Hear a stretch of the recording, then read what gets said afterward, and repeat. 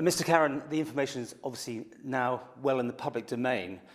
Can you just summarise exactly how many people will be affected by this news today? There will be quite a few people affected by it, but hopefully with the redeployment and the record of RENNC, the Department of Education, who've had several cuts over the last couple of years, hopefully they will be kept to the minimum. And have you been forced into making this announcement now ahead of the budget? No, what we've had to do is it would have been irresponsible as the employer to find our staff being told about these issues in the budget. The fact is the budget is on half term, and as a responsible employer it was important that my staff informed the people involved exactly what is going to happen. Being your position, the Liberal Vannon Party, does this sit well with you? Situation is, when Mr Bell asked me to join his government, things have got to change.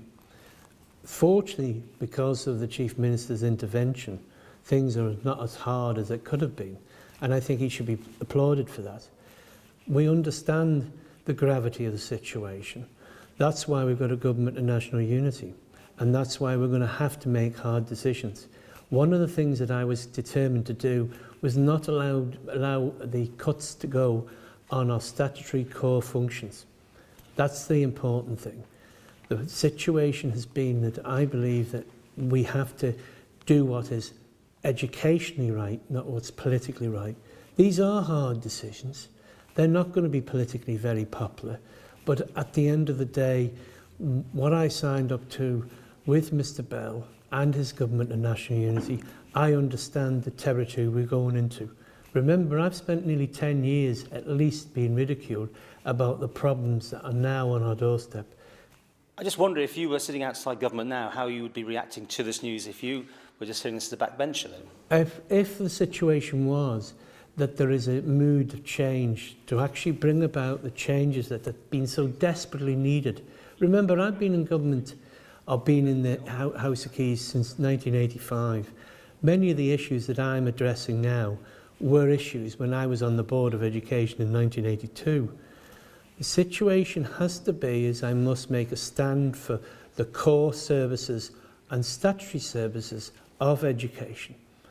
You know, I know that these policies are not popular, but at the end of the day, what we must do is we must make sure that we ring-fence the issues, that we have a statutory obligation to make sure that we give them kids the best chance going.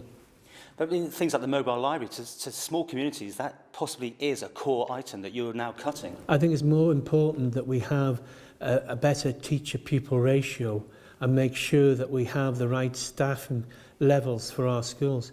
Remember, I went into education in 1982. In them days, we were quite proud of what we've got.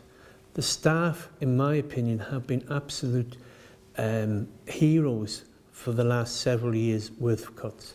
And I think it's important that I must make sure that if there are financial limitations, then I must prioritise what's best for education, not what's best for me or the Liberal Vannon Party.